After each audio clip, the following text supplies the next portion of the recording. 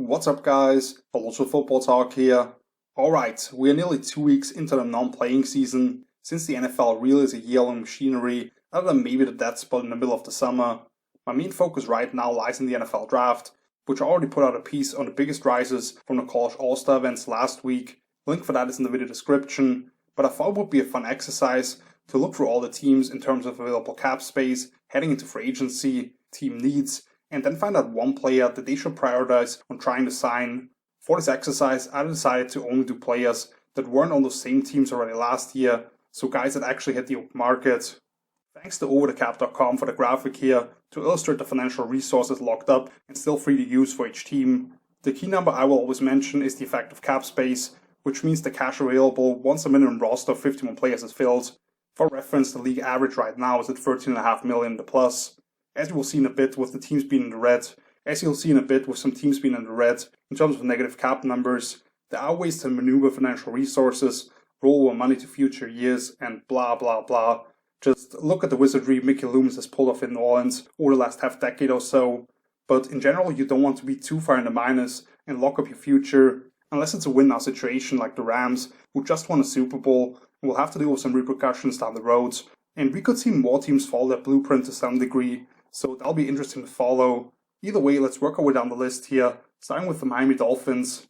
With an effective cap space of $56 million, which is 8.5 more than any other team in the NFL.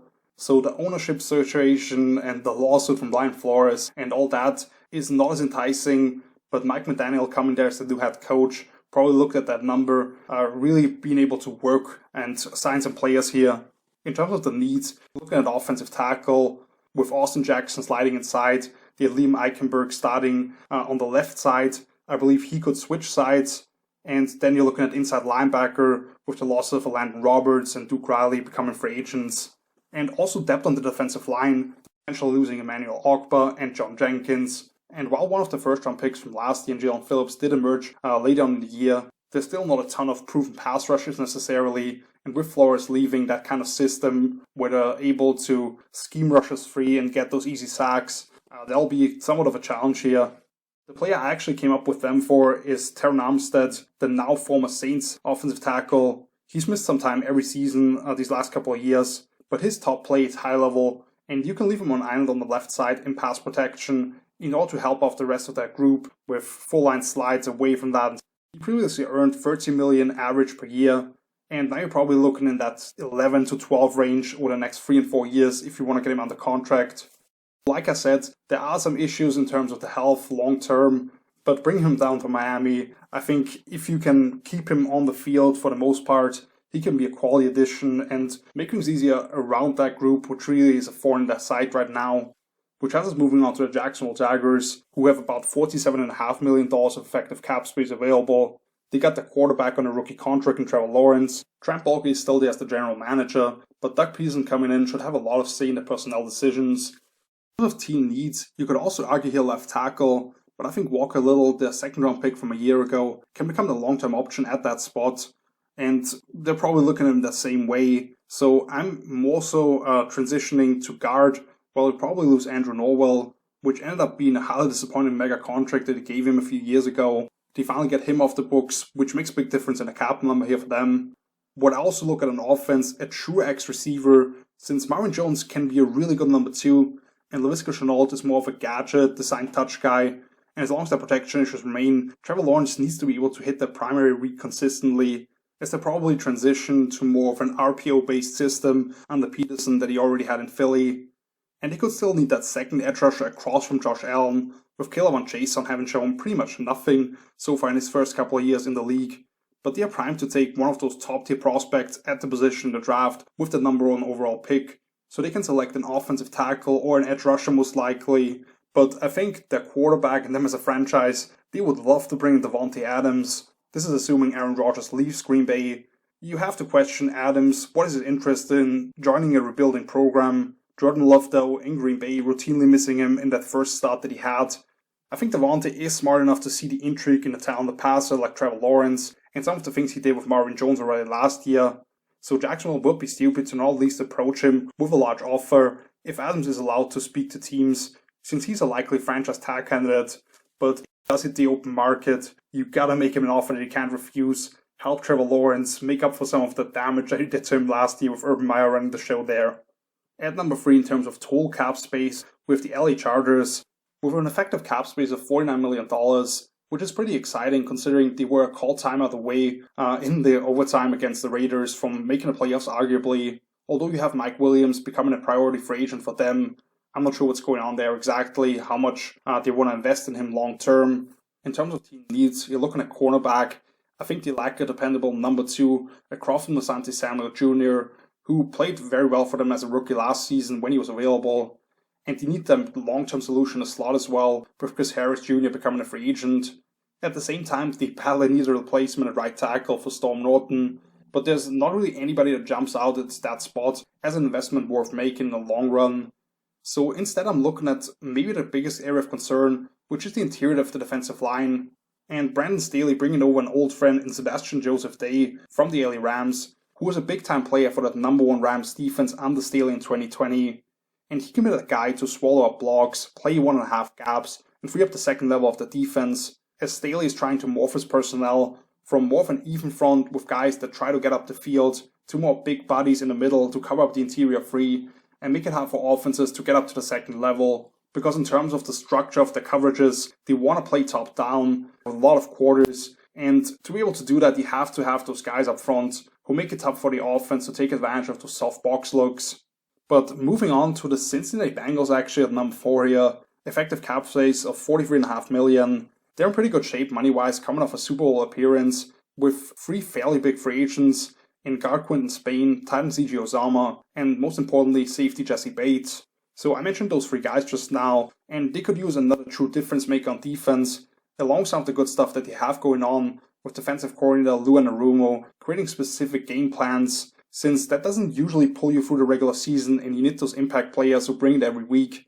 But this offseason is all about investing into the offensive line and keeping Joe Burrow upright. So I went with Brandon Scherf here, give them some attitude up front at the guard spot, build on some of the positives they've shown in the run game at times, especially if they'll stick with this being predictable on early downs, running the ball, and when you come out in 12 personnel, you have to have guys who can create that vertical movement in the zone run game and give those cutback opportunities to the back. I could certainly see them doubling down with the 31st pick in the draft and getting another offensive tackle, but fortifying the interior and giving Burrow that space to step up into throws, that'll be big for them. Next up we have the New York Jets, who are working with $35 million of effective cap space, and other than 2 starting offensive linemen, they bring almost everybody back, while safety Marcus May will be crucial for them to retain. Looking at this roster, I think they're not totally set on the right side of the offensive line, but that'll be something that they're attacking a draft, I believe, with 2 top 10 picks. Kyle Lawson is set to make his debut for Gang Green as their big money free agent from last year at the defensive end spot, but I could certainly see them add to it. Maybe once again at number 10 overall, actually had them going with Jermaine Johnson out of Florida State in my recent mock draft. Get those true freaks off the edges for Robert Saleh to work with. Yet more than anything, they need to find a true number 1 corner, I believe, who they can leave in man opposing number 1 receivers and orchestrate the coverage away from it, even if this is more of a zone-based scheme in general. But once you get to third and medium situations and Saleh does want to go to man, he has to have that guy who can rely on consistently to take away the number 1. And I think arguably the only player in this free agent class to do that is coming over from another AFC East rival in J.C. Jackson from the Patriots.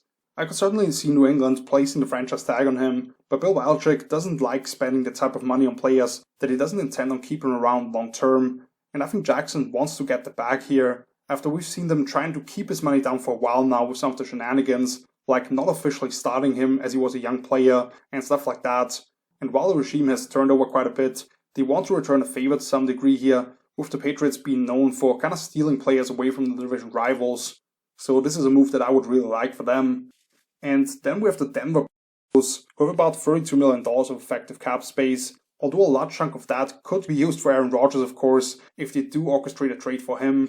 Quarterback is the obvious need here, but I think either they address it via trade or the draft, so it's tough to calculate that in. They got 2 starting cornerbacks in Kyle Fuller and Bryce Callahan with their contracts running out, but I personally did like what I saw from Michael Ojemudia in limited action for his first 2 years, and I don't know that much about the defensive coordinator, what exactly they'll run on defense, So I don't feel quite as comfortable about projecting what kind of corner he's looking for necessarily. So instead my focus shifts more to right tackle, where they're also looking for a long-term solution with the top two guys about to walk out. I mentioned that there's not a bunch of great options out there, but I think this might be a good landing spot for a quality starter in Morgan Moses, who was a late cap casualty for Washington before this past season started. The Jets snatched him up, and he actually played pretty well. Most importantly, however, he started 16 games in each of the last 7 years.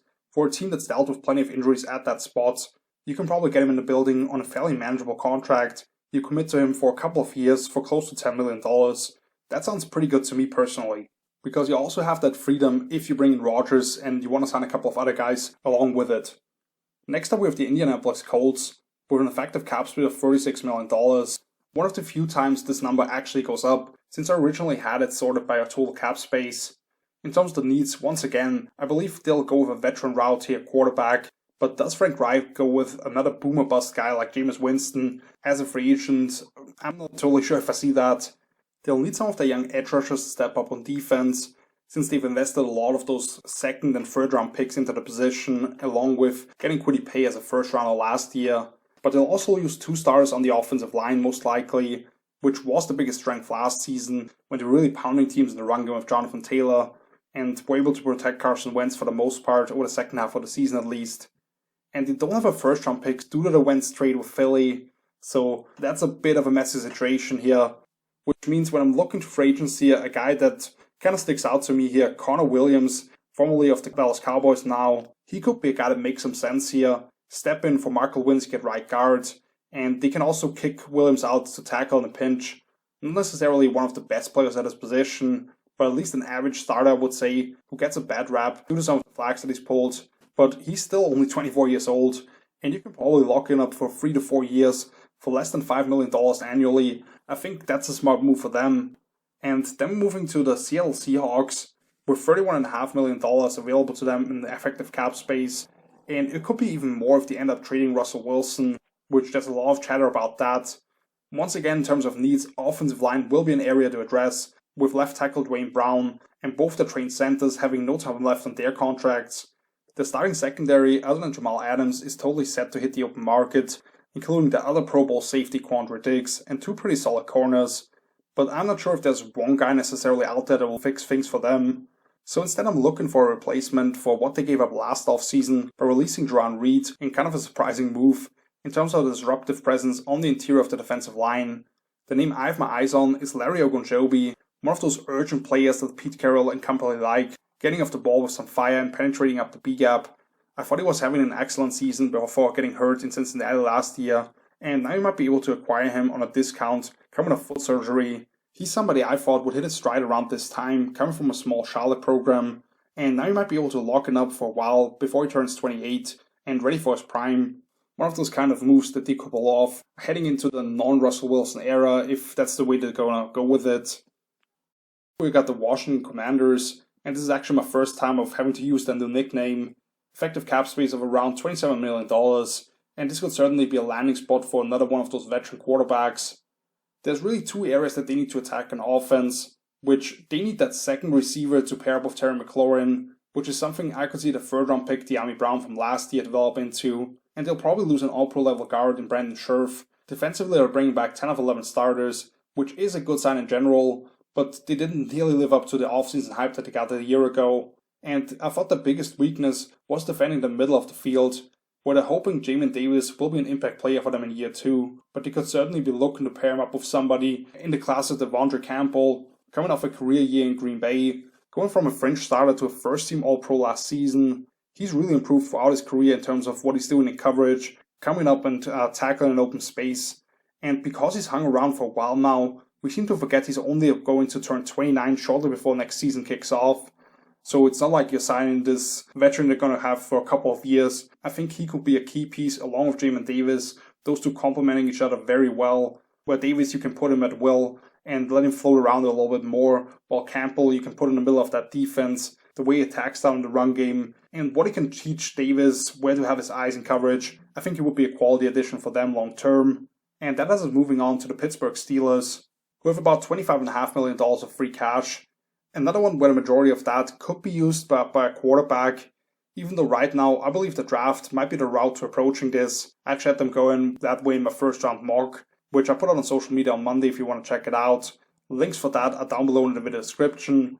I don't want to hear the Mason Rudolph talk anymore. He's to me just a waste of time or a bridge at best to whoever they might draft. But once again, other than Jameis Winston, there's nobody really else on the open market necessarily. Offensive line is an area that they desperately need to address, getting no push in the run game and basing the passing game on Big Ben, throwing the ball 5 yards down the field or less consistently last season.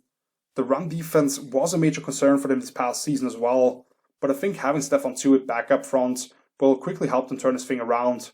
So instead I'm looking more towards the edges of that defense, where Joe Hayden is set to become a free agent, and Cameron Sutton seems to be the only player worth having in that lineup really. So the name that stuck out to me here is Kyle Fuller. For a defensive scheme that heavily relies on zone coverage, getting one of the premier guys over the last half decade or so in terms of driving on routes from off alignment, making plays on the ball when asked to turn and run, and attacking forward when the guy gets the ball in the flats. I think this pairing would make a lot of sense to get Fuller there on like a 3-year, $22 million deal. If they can keep him healthy, because he is an older player at a position where you age quite quickly, I think he could be a really good player in that scheme. And actually, let's move on to the team who Fuller was an All-Pro for a couple of years ago still, in the Chicago Bears, which have about $23 million of free money laying around. Another team with a quarterback under contract, along some other big decisions to be made, and the first-year general manager Ryan Poles, especially on the defensive side of the ball, a lot of big-name veterans out there. And I'm interested to see who Matt Eberflus wants to bring back for his defense, in particular with Akeem Hicks' contract running out. But just like I said with the Bengals, and having to protect a young quarterback, the only guy to get killed more frequently than Burrow last season, I thought, when he was on the field, was Justin Fields, which was ultimately knocked out for a couple of games because of that. They could still use some more weapons in the passing game for them, especially with Allen Robinson about to hit with open market. But Chicago only brings back 2 starters from a year ago on the O-line, while I would assume James Daniels will be a priority, so the focus really lies on those 2 offensive tackle spots, and they don't have that first round pick due to the Fields trade in last year's draft. A name that I think they could have their eyes on is Dwayne Brown, which was talked about a little bit ago with the Seahawks. He's now 36 years old and probably just had his worst season since leaving Houston, but I think he still has plenty of game left. He's usually one of the premier pass protectors at the position and will bring some veteran leaderships to that unit, with Tevin Jenkins across from him trying to establish himself at right tackle. I like what they have on the interior three, and now if you shore up the left side, Brown can help get Jenkins along. I think that would make a lot of sense here. And next up is the Cleveland Browns, who have around $18.5 million freely available. Pretty good shape considering the talent on the roster, but they haven't paid Baker Mayfield, for good reason in my opinion. But we don't know their role in the quarterback market, I would say. Some rumblings around Kirk Cousins maybe coming over due to the connection with the head coach, Kevin Stefanski. Not a lot of needs on the roster. They bring back pretty much everybody on offense, even if I'm not totally sure they're sold on Baker quarterback, and need a dynamic X-receiver who can consistently get open the boundary, because he's going to be the primary read on a lot of the pass concepts. If only they had somebody like Odell Beckham Jr. But let's stay on track here. Defensively, I want to see them bring back linebacker Anthony Walker, but more importantly, unless they can re-sign Jadeveon Clowney, who literally said himself that money will be the deciding factor in his decision, they need that guy coming off the edge across from Myles Garrett. And I think a guy that could hit the open market and will make some sense here is Emmanuel Ogbah, formerly of the Dolphins. Actually started his career as a mid-day 2 pick for Cleveland, then was traded to Kansas City for a year, suffered a season-ending pectoral injury there before signing with the Dolphins and putting up 9 sacks in consecutive seasons. Now you can look at some of those with the Brian Flores scheme, him having a couple of free rushes where he took down the quarterback, but I think still a quality starter, and you have him across from Garrett, a lot of those one-on-ones. He can take advantage of that kind of stuff. Would be kind of fun to see him reunite with the team that formerly drafted him. I think they got some solid value in that trade, so it's not like they just tried to get rid of him. I think they'll value him as a player, especially with that new staff coming in. And now shift the focus to the Detroit Lions, who have about $10 million of effective cap space, which seems really low for a team in transition in terms of the roster, but you can't forget the ridiculous Jared Goff contract, who has taken up north of $31 million this year. Obviously, the biggest need probably for them is an X-receiver. They had the worst starting receiving corps in the NFL this past season, until the emergence of Amon-Ra St. Brown as a rookie, who I actually believed could turn into their primary target, but they still lack any real outside threats and will probably lose their next three receivers in terms of targets from 2021. They could also use another edge defender to pair up with Romeo Okwara, since they were in the bottom three in terms of sacks and pressures defensively, but they're primed to get one of those top tier guys with that number 2 overall pick in the draft. So really I'm also looking at the secondary. Amani Oruwariye was among the league leaders in interceptions this past season, and I think they still have pretty high hopes for the number 3 overall pick from 2 years ago in Jeffrey Okudah, but they don't have anybody who's given them quality play in the slot. So I think Desmond Kings could be a name here to target. Didn't have the greatest season in Houston last year, but who would have? Like, considering he was on a 1-year deal for just $3 million with the Texans last season, after being a Pro Bowl level performer for the Chargers and during his short stint in Tennessee. So if you can lock up a 27-year-old for a few years at less than $5 million on average probably, at the clear position of need, that would be outstanding for them, I think. Next up we have the Phillies, who have about $12.5 million of free cap space, and you can see that they have a league-high 66 players who they currently play money to. The big question for them, what exactly do they want to do in the interior offensive line? With Jason Kelce being a pending free agent, Landon Dickerson, their second round pick from a year ago, being able to step in at the pivot as he was for Alabama, some question marks at the other guard spot across from him, and now if you move in him, you have another opening, which is a big deal for a team that won games last season by pounding defenses in the run game, and now Brandon Brooks finally not being able to overcome those injuries and deciding to retire. On the edge defensively, Derek Barnett's contract has run out. Ryan Kerrigan had a few flashes late, but I don't see them being a part of the future. But more importantly, maybe both starting safeties for them in Rodney McLeod and Anthony Harris are about to hit the open market, and I'm not sure if they're bringing either one back here. So a name that really stood out to me here was Marcus Williams, formerly of the New Orleans Saints. The Saints put the franchise tag on him last year. I wouldn't be shocked if they do it again, because he's been one of the top safeties in all of football for the last 3 years or so. And I think he'd actually be a perfect fit, though, for what defensive coordinator John Gannon wants to do from a coverage perspective in Philadelphia.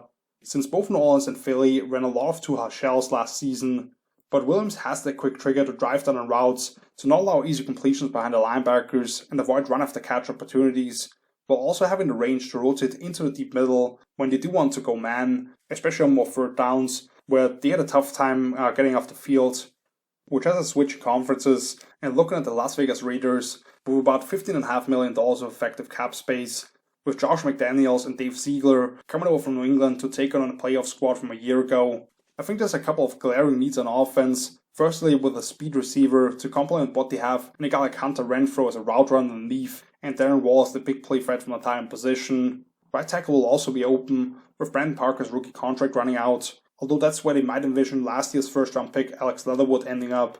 But above all, defensive tackle is an area that they need to address. They were much better than I thought coming into this past season, but they have no interior defensive linemen with at least 2% of snaps from a year ago remaining under contract.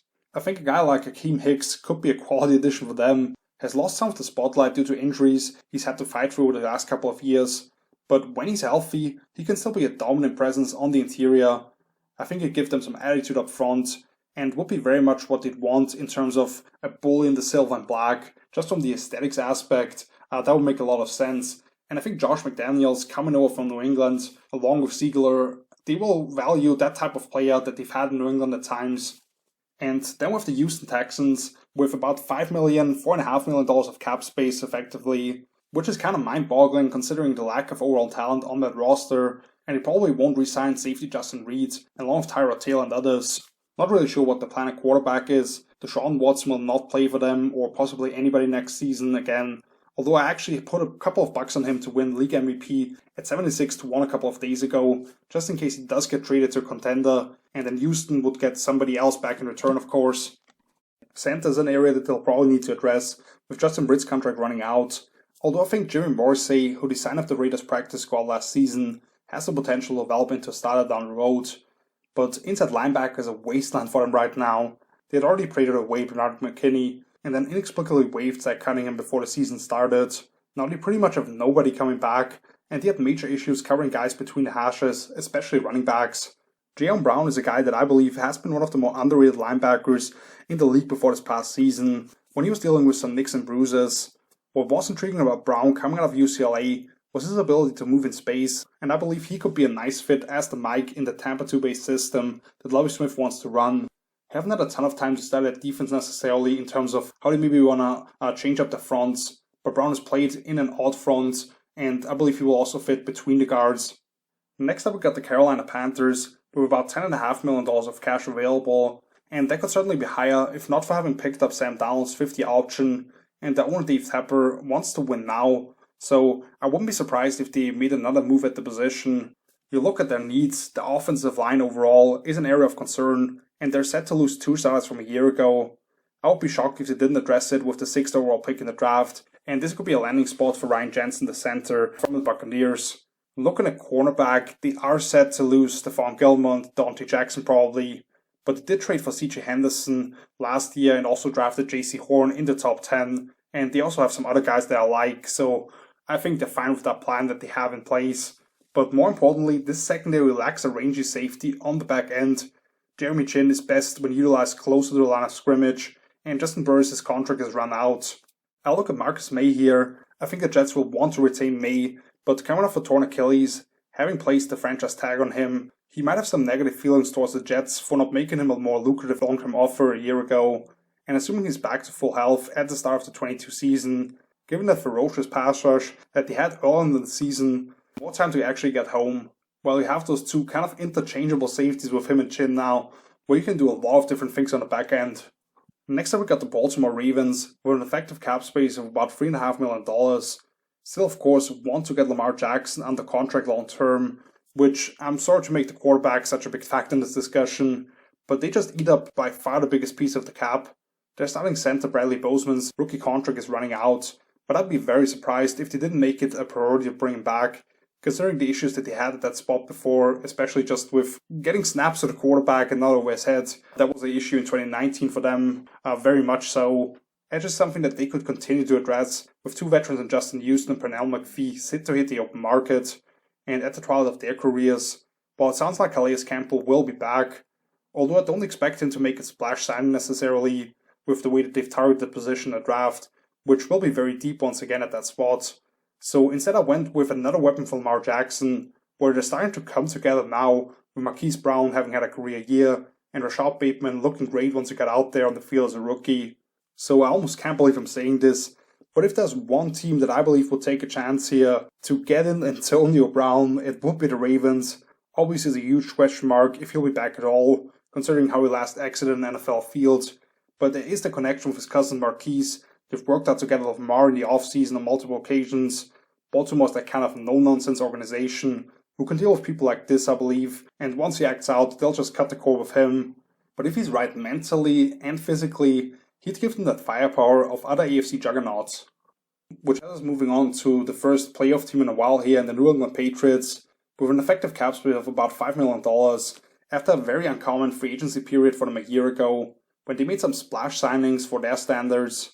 In terms of the needs on the roster, they've still got some stalwarts on that defense hitting the ends of their contracts, and Dante Hightower, Devin McCourty, and not as old, but also JC Jackson, who I talked about with the Jets possibly signing him. With the way Bill has handled guys like that, I won't be shocked if all 3 were gone, or maybe the tag on Jackson at least. Trent Brown is once again set to become a free agent, who missed half of last season, has had major issues staying on the field, so they'll need to figure out a solution at right tackle, although Michael Wayno did just fine the year before. But above everything else, they need someone to scare people on offense. I know they want to pound the ball from heavy sets and then attack leverages and voids in zone coverage when they spread it out more, with Kendrick Bourne and Jacoby Myers being able to work underneath. But they did sign Nelson Aguilar last year, who hasn't given them anything as a downfield threat yet, so they'd be a good fit to take a chance on Will Fuller in my opinion, who missed the start of last season in Miami with a PED suspension and quickly was put on injured reserve, which has been a huge issue for him, but this time it was a finger injury, so this is not like having a hamstring or the knees again, which is tough for a speedster like him. Kinda good news here, because when last seen, for an extended stretch at least, he put up nearly 900 yards and 8 touchdowns in just 11 games with the Texans, working with Deshaun Watson before getting suspended, and I think if they can keep him healthy and clean, he could really open up this offense. Which, talking about explosive offenses, next up is the Kansas City Chiefs, obviously coming off an ugly playoff exit for them, with about $500,000 of free money, which isn't bad for a team that seems locked and loaded to continue being an AFC frontrunner. Although this doesn't include either of the starting offensive tackles, and I'd be scratching my head if they didn't re-sign Orlando Brown, or at least give him the franchise tag after what they gave up for him in the trade last year with Baltimore. Tyrann Mathieu's contract is up, and they'll probably want to bring back Melvin Ingram as well, after how the defense changed once he got there. However, they also probably won't bring back Byron Pringle or Demarcus Robinson, and Tyreek Hill has become the designated possession receiver almost, which makes sense because letting him catch the ball underneath and make defenders miss when teams try to play top down is a tough task for those guys in space. But there has been some chatter around Andy Reid wanting to bring in Juju Smith-Schuster, who seems to be very loyal towards Pittsburgh, but we don't know who'll throw the ball to him. He's like in a number 3 option in the offense anyway as well. So why not join a Super Bowl contender on a 1-year prove-it deal, try to win a ring, and then hit the open market when he's still only 26 years old? He'd add some toughness to that offense, getting after defensive backs in the screen game, and giving them another guy who can move the chains on third and medium if teams brag for Travis Kelce. So all around, I think this move would make a lot of sense, even though he's not the kind of speedster necessarily that they're usually looking for in that offense. And that brings us to the team that the Chiefs lost to in the Super Bowl a couple of years ago, in the Tampa Bay Buccaneers, who have just under $100,000 of cap space, so right around the zero number.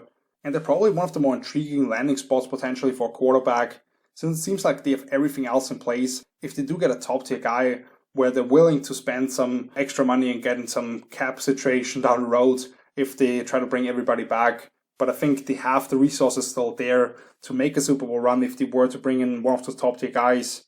The 3 big in-house free agents for them on offense are Pro Bowler center Ryan Jensen, wide receiver Chris Godwin, coming off a torn ACL after he received the franchise tag last year, and tight end Rob Gronkowski, who would be entering his 12th season, but might not want to come back without his buddy and Tom. And of course, their former first-round pick, O.J. Howard, also has rookie contract running out now, so that might be a position to target to at least get a more inline option along with Cameron Brate. Defensively, they got a couple of star players on the dangerous defensive line hitting the open market in Ndamukong Suh and Jason Pierre-Paul, along with 2 more starters in the secondary in Carlton Davis and Jordan Whitehead. Both could be back, even though I think they should feel comfortable with Mike Edwards stepping into that starting spot as the other safety in that defense. So with William Golston also hitting the market, I'd like to see them get reinforcements on the defensive line, which the name that I came up with here is Daquan Jones, who last year spent his season in Carolina, before that in Tennessee obviously for a few years. And similar to Golston, is one of the more underrated guys at that 4-eye or 5 spot, playing anywhere from the outside shoulder of the guard to head up on the tackle, giving you solid snaps on all 3 downs, playing about 60+% of the snaps with good effort, even though he may not be a superstar. And they'll need Joe Tryon, the first-round pick from a year ago, to step up as an edge rusher, but Jones can help them get to third and long situations and contribute as pocket pusher to not give space to step up for those opposing quarterbacks, as those 2 edge rushers can collide at the back there.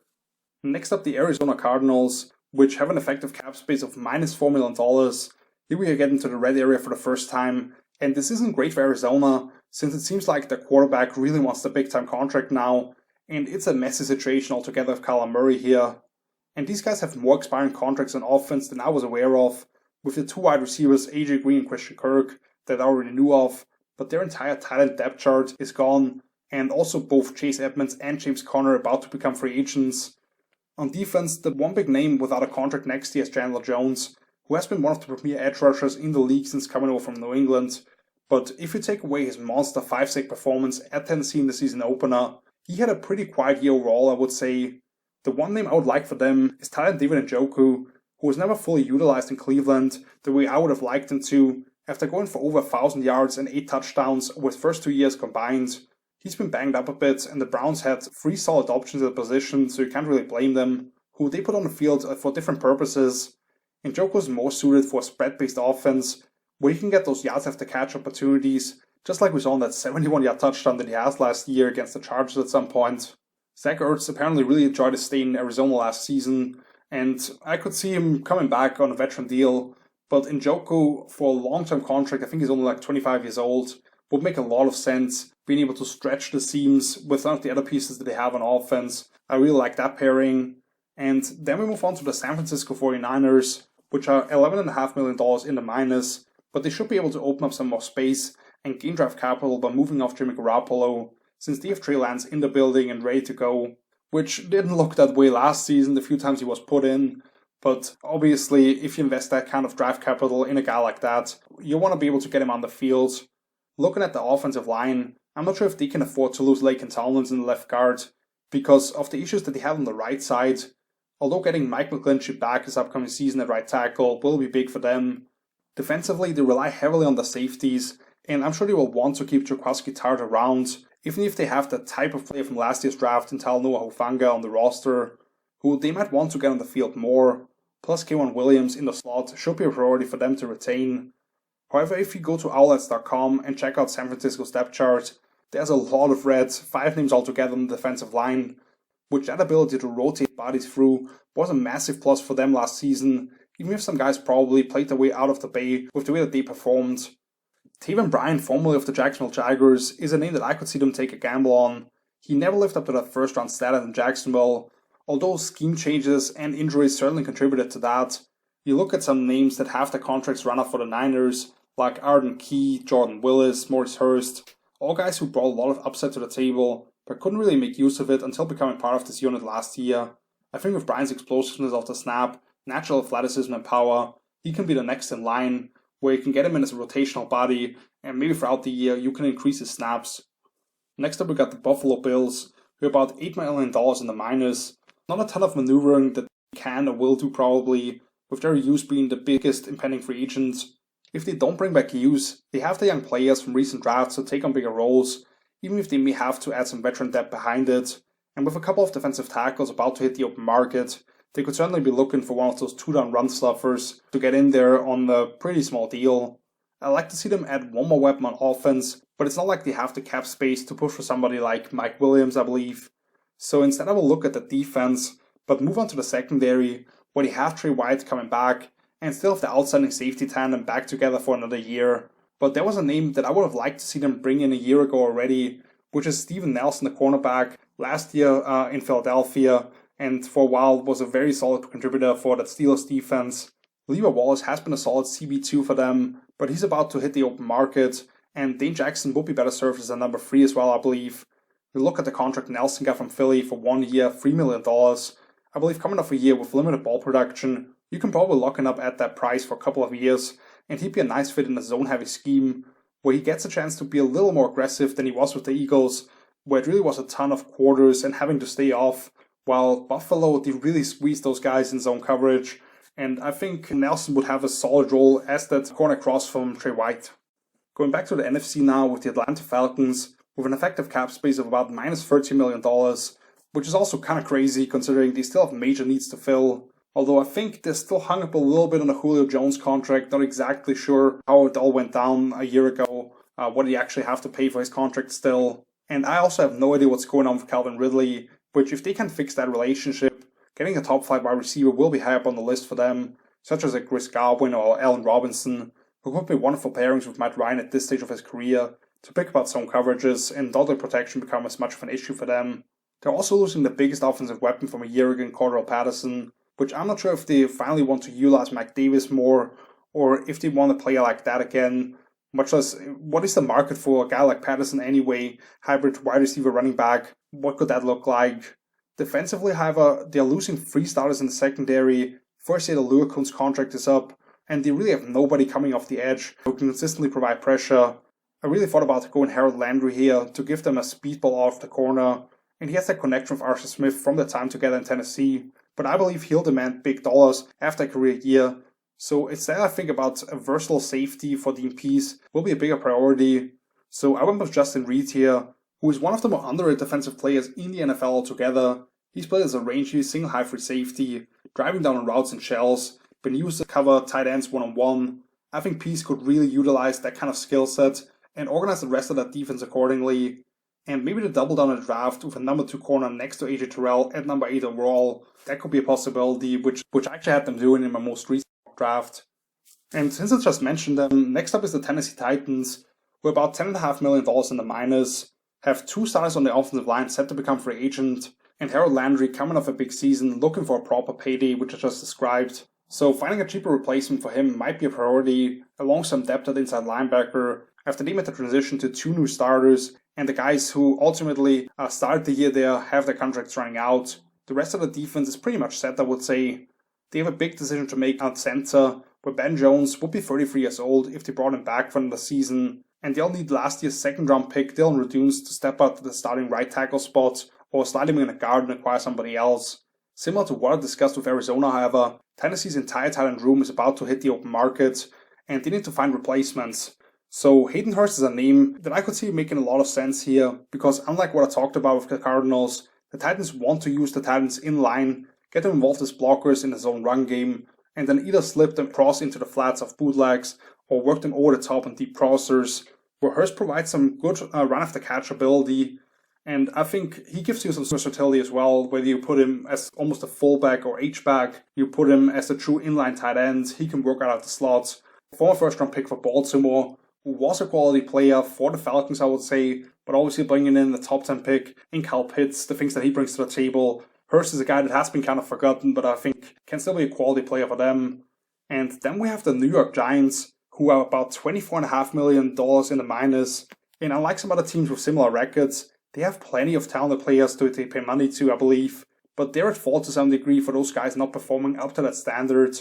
So while this number is looking pretty bad on the surface, I could see them trim some money here on the edges by either trading or flat out releasing guys who they paid big money to not too long ago.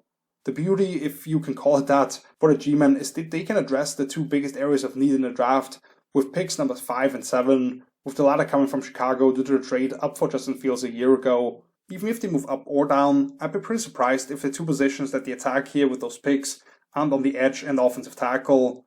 However, I think the position at which there's no option worthy of selections in that range is center, and haven't given the top name to anybody else yet. So give me Ryan Jensen here. He would immediately give this unit the confidence and demeanor that they haven't had since the early 2010s with O'Hara, Snee, and all those guys. With Brian Daboll having those New England roots, they want to run more gap schemes, and Jensen's a mauler on those. Then he can also keep those A-gaps clean in protection by being able to anchor down and catch blitzes that way. So another pretty big contract that you probably have to hand out, but I think he could have some lasting effects on the rest of that unit and the offense overall. Which has us moving on to the Minnesota Vikings, with about $20.5 million in the minus. It sounds like new head coach Kevin O'Connell wants to work with Kirk Cousins, who is one of quite a few expensive veteran contracts on the books. So before we can make any big decisions, we'll have to see which long-term competitors they might want to move on from. Since Cousins was among the most heavily pressured quarterbacks last season, and his effectiveness drops off quite a bit when he's under fire, firming up the interior offensive line will remain a priority, and I consider bringing a veteran for that right guard spot on a value contract.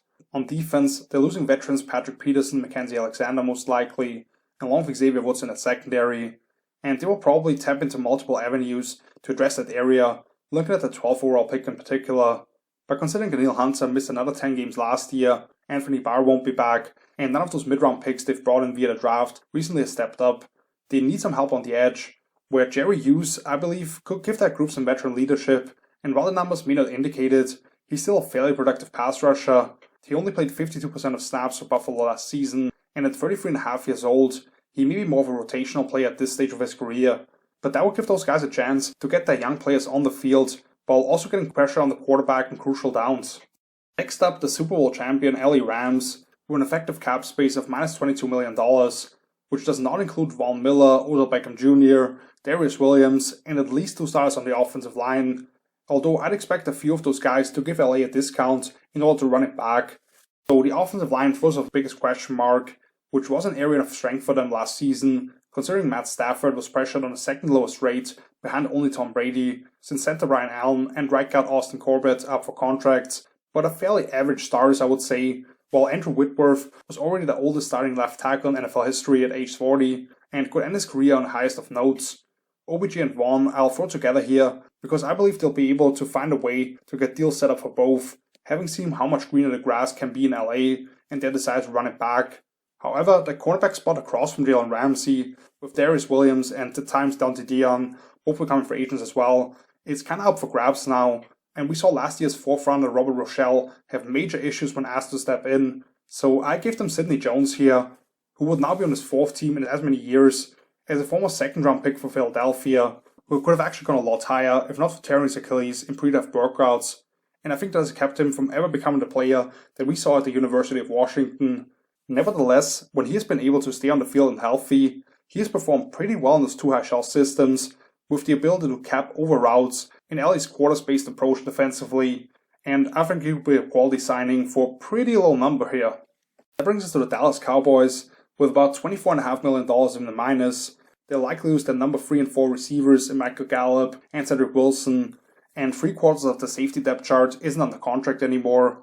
But Randy Gregory will be the priority for them to bring back after what they've invested into him, especially with all the off-the-field stuff and having to stick with him. There might be a little bit of a hometown discount after some of the things that they've done for him. So assuming they get Gregory under contract and tight end Dalton Schultz doesn't demand big money in the open market, or maybe they even slap the franchise tag on him because of how cheap that number is for the tight end position, I'm looking at the second and third levels of the Dallas defense.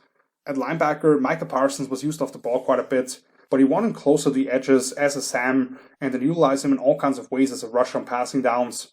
Leighton Vander Esch doesn't seem to be in the Cowboys' long-term plans necessarily, unless they can get him back on a good price, and Keanu Neal is more of a role player as a dimebacker and Will, who Dan Quinn might be able to convince to stick around for a fair price.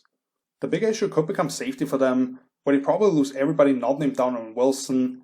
They flirted in the past with guys like Earl Thomas, trying to find that type of center field on the back end, and while Quinn has evolved as a defensive coordinator, I'm sure he'd still like to have that capability to run more single high stuff if he has somebody he trusts at that last line of defense, since they were so bad at really bringing guys down after the catch. Quandre Diggs from the Seattle Seahawks may not be an every-year Pro Bowler, and he'll demand a lucrative contract, I believe, but there's not a ton of second-tier safeties about to hit the market necessarily. With how good that pass rush was for Dallas this past season, having somebody that can cover up stuff if the offense does hit a receiver on the run looking for big yardage, and having the ability to be more creative could be big for them. Diggs is also a Texas kid and plays for the Longhorns in college, so there's that connection, and I think I could see them shuffling some money around and making this work.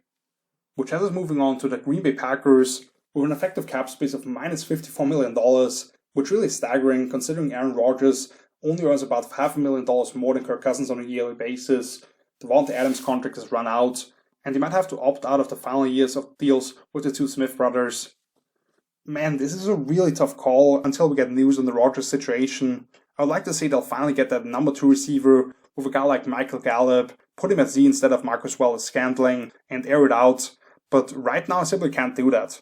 Right guard will be a spot that they'll need to fill, with Patrick Lucas becoming a free agent, and that being an opportunity to upgrade anyway, but once again, maybe not where they find a solution on the open market. The defense was able to play at a very high level last season, with a lot of young guys still a year or two away from demanding big money, but they probably won't be able to afford Devondre Campbell coming back, especially with the fact that they can slap the franchise tag either on him only or Devontae Adams. And Campbell really helped them plug that inside linebacker spot that had been such an issue for them for a long time. So they might be looking to find a penetrator on the interior defensive line next to Kenny Clark to let them just clean everything up with that speed in that unit. Jaron Reed is coming off a major down year in Kansas City after being one of the better free techniques in the league for Seattle for a few years, with just 2.5 sacks and 2 more tackles for loss last year, while playing the lowest amount of snaps since his second season as a pro. The Packers' run defense improved massively last season, and I really like what Joe Barry has done on the back end, but they recorded a league-low 52 tackles for loss, and other than Kenny Clark, the rest of the defensive line is replaceable, so you could get a true impact guy here at a discount. And finally, we've reached the bottom of the barrel with the New Orleans Saints with about $80 million in the minus. I mentioned this at the start, how Loomis and company have swept the money issues under the rug year and year again. Now without Drew Brees and Sean Payton, it's time to get out of that situation, I believe, and have a more healthy approach to cap usage. Although you have to give those guys credit for taking advantage of the system and keeping the band together for such a long time. And the number that you see here is probably not as bad as it actually looks, considering that the Taysom Hill contract makes up for a big chunk of that. And as far as I'm aware, there's basically no guarantees left on the contract, so they can just cut him any day now. But yeah, this really depends on who they actually end up losing. I would think they won't be able to bring back left tackle Ron Armstead or safety Marcus Williams. Quarterback, of course, is a big question mark. I don't think you can run it back with Taysom Hill or Trevor Siemian. While Jameis probably won't go for another prove-it deal without Sean Payton there. If they find a way to get a solid starter in there, they're pretty set if they want to keep that group together, even though there's some aging pieces. So because I don't want to end this on a quarterback, and there's nobody really that sticks out to me anyway here, let's give them somebody they can put at left tackle instead of Armstead. Cam Robinson, a former top 35 pick in 2017, there was conversations about Robinson moving inside to guard, and he may not be suited for a heavy dropback system because I've never loved his kick slide, but he can definitely move people in the run game, and I believe that's what the Saints offense will be built on for the foreseeable future. The money might look off here if you check his contract details, since he was surprisingly tagged last year by the Jags, but I think he won't be a very hot name and could sign for a team that is known for great offensive line play at a fair price here. And that is it, one free agent to target for all 32 NFL teams. Thank you so much for watching. If you enjoyed this video, please leave a like, subscribe to our channel, share it with a couple of friends to get them ready for free agency, and let them know where to go for extensive draft coverage. I'm currently nose deep in watching tape, my notes are already north of 60,000 words, and these will probably more than double in size, with about 300 prospects altogether on my watch list. So that's where my free time will go over the next couple of months. Next up in terms of content will probably be a recap of the NFL Combine with biggest winners and losers from the workouts, and then I'll start breaking down each position group one by one on my page for Footballtalk.com, as well as probably doing a video on my favorite offensive and defensive prospects each. The link to my page is in the video description, along with my social media outlets, who also should be on the screen right now. I'll talk to you guys soon, and you'll definitely see some clips that I'll stumble upon working through tape throughout this pre-draft process if you follow me on social media. So, until then, see you later. Peace!